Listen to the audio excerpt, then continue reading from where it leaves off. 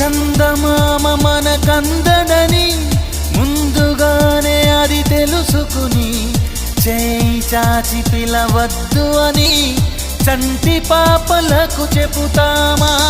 లేనిపోని కలలెందుకని మేలుకుంటే అవి రావు అని జన్మలోని నిదరోకు అని కంటి పాపలకు చెబుతామా? కలలన్నవి కలలని నమ్మనని అవి కలవని పిలవకు కలవమని మది నీటుతున్న మధురానుభూతి మననడిగి చేరుతుందా? ఒక్కసారి చెప్పు